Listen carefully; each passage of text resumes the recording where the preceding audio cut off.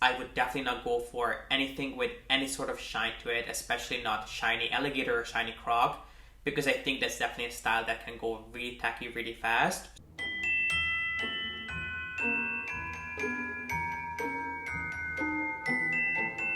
Hi guys, my name is G.P.S and welcome back to my channel. I'm really excited about today's video because I'm finally doing part 2 of my reaction to your unpopular Hermes opinions. You may remember that I did the first part of this video, I guess of this series, we can call it at this point, just a couple of months ago, and it was so much fun to film and you guys seem to enjoy it so much that I decided we needed to do a part 2. So a few days ago I asked you guys on my community tab if there are any unpopular opinions that you may have that you would want me to react to. And as always, you guys came through. So I have to say a big thank you to everyone who left comments. And today we'll be reacting to those. And if you want to participate in future videos like this, then make sure you are subscribed so you get notified when I post on the community tab. And you can also check out our new Instagram account, which I started just a couple of days ago, specifically for our little YouTube community, where I'm going to be posting new updates from Hermes every single time something new launches or something appears online that we don't get to talk about in videos. I'll make sure to have it up there on that account. So if you're interested in staying up to date with everything new from Hermes, then make sure you check out the new Instagram account. But without further ado, let's get into talking about what you guys truly think about Hermes. Okay, so I just pulled up all the comments and it seems like we have quite a few to go through. I haven't actually read all of these comments. Usually when you guys comment something, I immediately read them and I try to respond as soon as I can. So I did respond to the first few, but then it occurred to me that maybe it would be more fun if I didn't read the rest, if this was my first time actually reacting to them. So I just responded to everyone with a little emoji and I haven't actually read every single one of these. So you guys will get to see my first impressions. But one disclaimer that I always make, I'm dyslexic, so if you're annoyed by choppy reading, don't worry, I'll have all the assumptions up on the screen so you can read them yourself. But let's start with the first comment, which is from Golden Cent 92. And there are quite a few unpopular opinions here. And the first one is that the Hermès H belt is tacky. Now, Hermes makes quite a few different belts, and to respond to your unpopular opinion, I guess it really depends on how you style the belt and what belt you go for. So in case you're not familiar with the Hermes so-called H buckle, this is Hermes's most iconic and most classic belt buckle they make, but they have so many different variations and take on this H belt. They have different versions of it. It comes in a bunch of different colors and finishes, even in different sizes. And it's definitely a piece that can go tacky really fast and really easily. But I think it really comes down to the way you style them and what size of H belt you go for. So the traditional Hermes belt kits, which the H belt buckle is a part of, comes in, I think, 4 different widths. It comes in 13, 24, 32, and then 38. And the H buckle I don't think is available for 13, but it comes in 24, 32, and 38. My rule of thumb usually is for women, but obviously anyone can wear whatever they want. This is just, for me, kind of the easiest way of explaining it. I would usually say that I recommend that women stick to the width of 13 to 24, and then for men to stay between the width of 24 and then 32. Obviously, there are exceptions and people can choose whatever they want, and it all depends on what you're going to be wearing the belt with. But I think 38 is the belt width that can go really tacky really fast, so I would never recommend for anyone to buy that. My personal favorite is the width 24. This is what I usually wear in a pair of jeans. And when it comes to the Hermes H buckle, I think it's a classic piece, and I think it's actually one of those pieces that can really pull an outfit together. If you want to put on just a pair of dark jeans and a nice quality black t-shirt, and you just don't know how to kind of spice up your outfit, I think the easiest thing that you can do is put on a belt and an H belt is a great piece to have in your collection. But I would be careful with which H belt you go for. If I was to choose one, I would definitely not go for the original polished version. It comes in a couple of different finishes. There's the original high polish finish, which first of all is going to get scratched up extremely fast. And that's the one that can really go tacky really easily. So I would mainly stick to perhaps one that's a brushed finish or one that has some sort of texture to it. And they even make ones that have a piece of exotic leather sort of embedded inside of the H. So you have plenty of options. I wouldn't make the generalized statement saying that the Hermes H belts are tacky.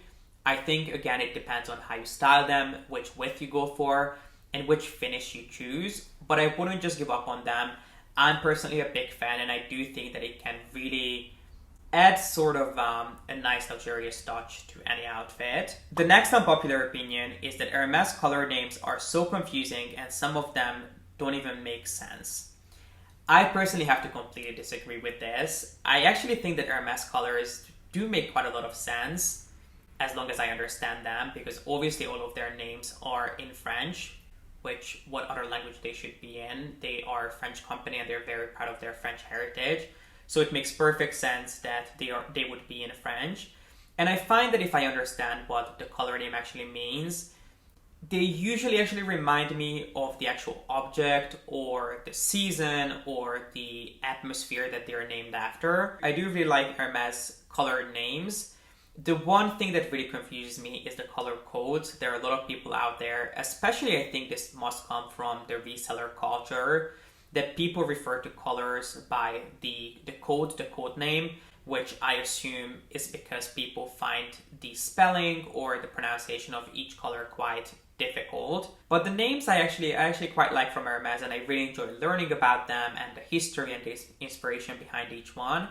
So I would personally disagree with this. Number 3 is the Birkin Sellier should have stayed in the archive and never revisit. It just looks wrong. I again have to disagree with this. I actually quite like the Birkin Sellier in a smaller size. So a Birkin 20 or a Birkin 25, I think the Birkin Sellier is perfection. It's definitely a much more elegant and ladylike take on the original bag, and I personally prefer the original sort of retorn structure, the more slouchy structure of the Birkin that it comes in. But I wouldn't say that it looks wrong per se. I just think it again depends on how you style them and the size. But I think a Birkin Sellier in size 20 or 25 is beautiful. And then number 4 is that Hermes watches are not worth the money. They should leave that to the Swiss.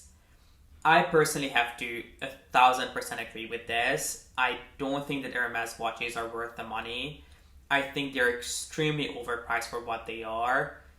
In my opinion, they're essentially nothing more than a glorified fashion jewelry piece. Their more beautiful watches cost way over $10,000, which for that kind of money, you can easily buy yourself a more serious watch, something that would be a good investment. Because if you ever wanted to sell an Hermes watch, you would not get a fraction of what you paid for them, which actually makes them a good piece to buy from the pre-loved market, because you can really often find watches in excellent condition for a fraction of their retail price. I always see them online, so if I can find any, I'll make sure to link them down below. But I completely agree. It's definitely not something that I would spend money on. The ones that I like are way too expensive for what they are. And there are 2 more unpopular opinions from Gold Sand. Number 5 is that the whole Miloticus jewelry line should have never left the design room. Who in their right mind would want the crocodile skin on their skin? It doesn't even represent Hermes at all. This is one that I have to politely disagree with again.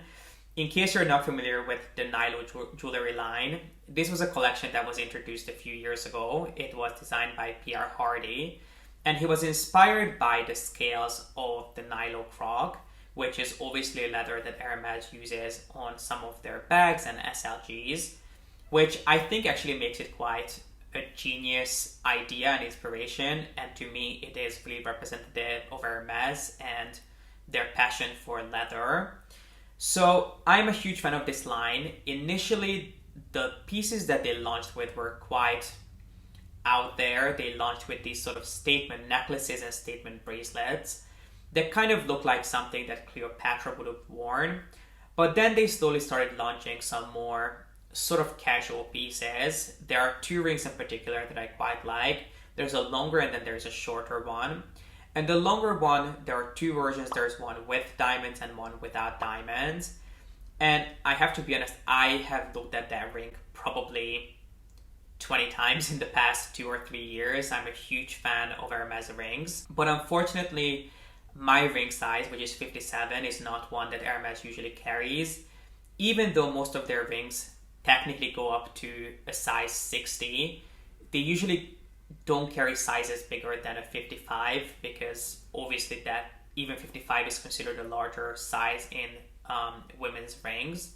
So anything above that usually has to be either custom ordered or they have to do something that is, I believe, called a corporate international call, when the person you're working with at Hermes reaches out to the corporate office to see if there are any rings or any pieces that you're interested in out there on the global market. And if there is a larger stock somewhere, they might be able to pull some for you, which is something that they had to do for me with quite a few of my Hermes rings because I'm a larger size. So I think with 2 rings, they had to do that. They had to do this sort of corporate call that it had to be ordered in from a different country. And then one of them had to be custom ordered. The reason why I didn't do it with this ring is because I'm not sure how it would look on me. And when you do one of these corporate calls, obviously they're not going to force you to buy it, but it's not the best look on you and the person you're working with at Hermes if you're like, no, I don't want it, after they just spent weeks and days on ordering this piece for you.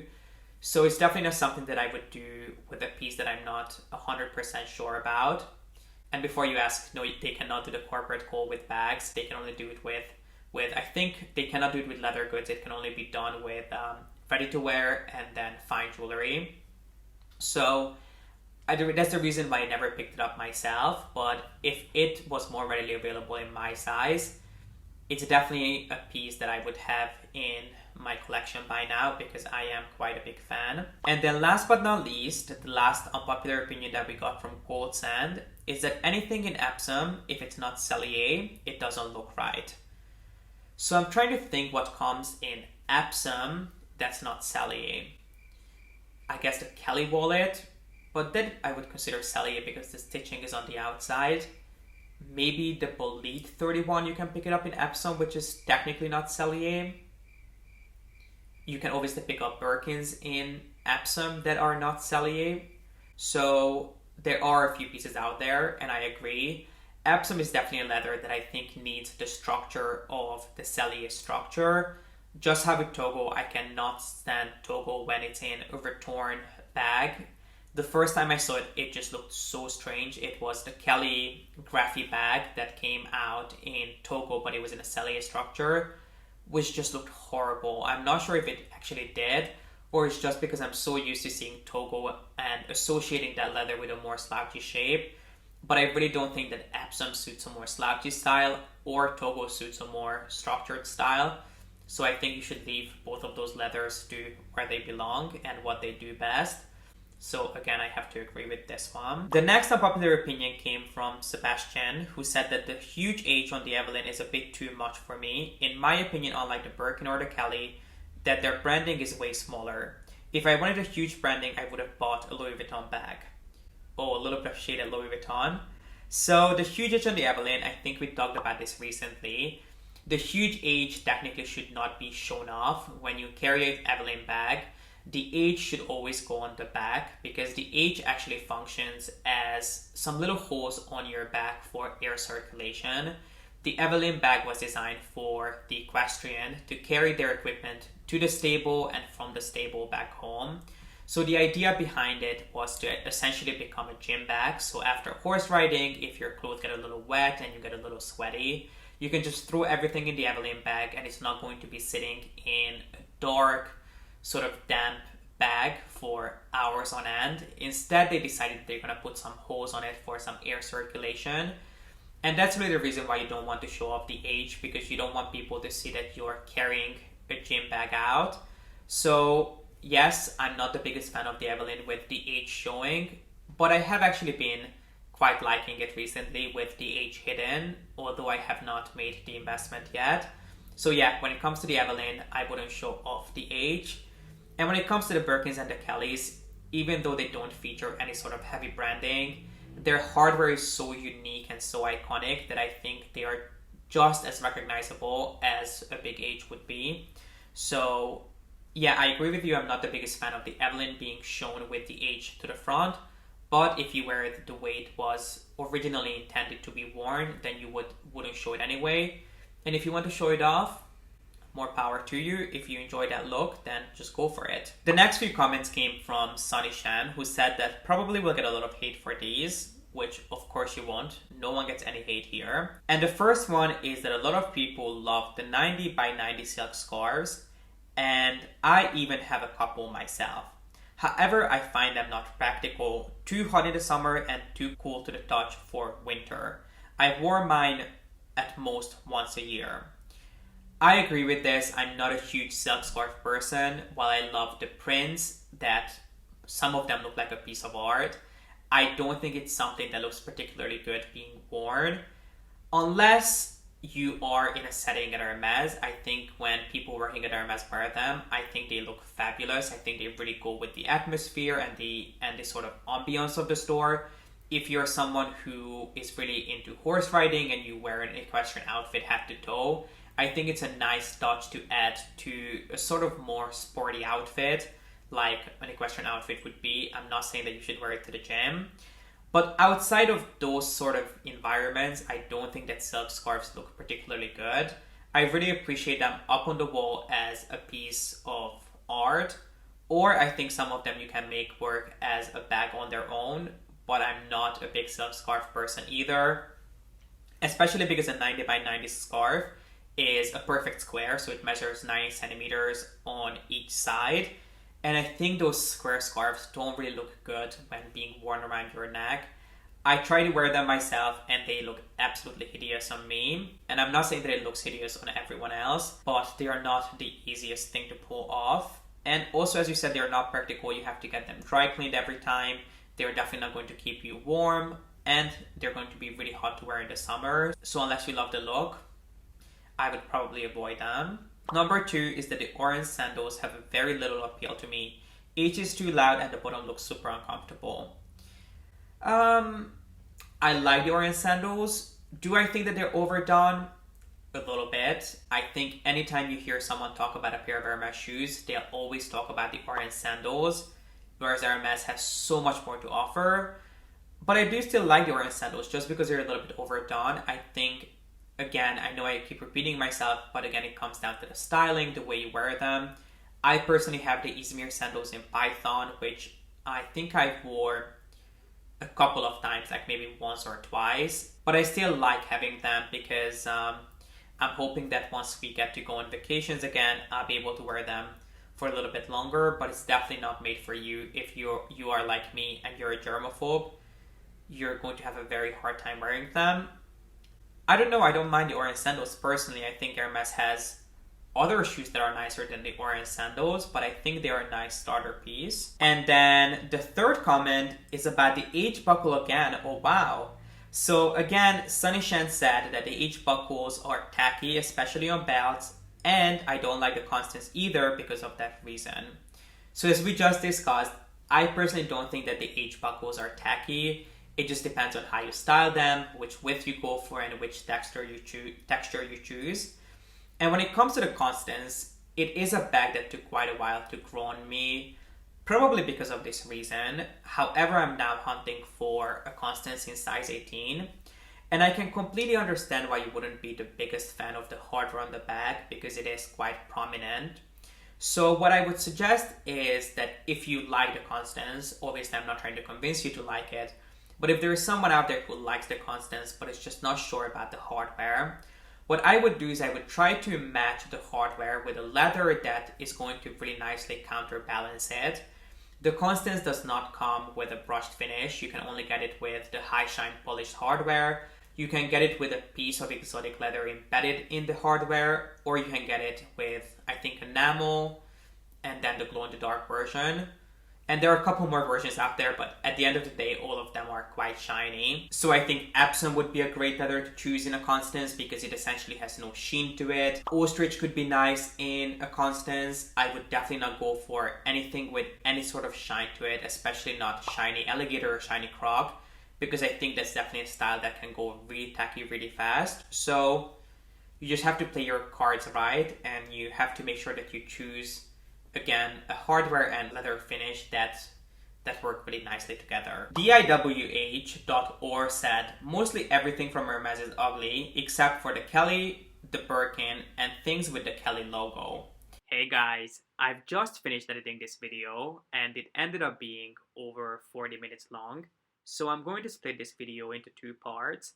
You just watched part 1 and then part 2 will be going live on YouTube on Tuesday. So if you're interested in hearing the rest of your unpopular opinions and my reaction to them, then be sure to come back on Tuesday. And if you enjoyed this video, then please make sure to give it a thumbs up and don't forget to subscribe. And as always, thank you so much for watching. I appreciate you being here and I hope to see you back here on Tuesday. Bye.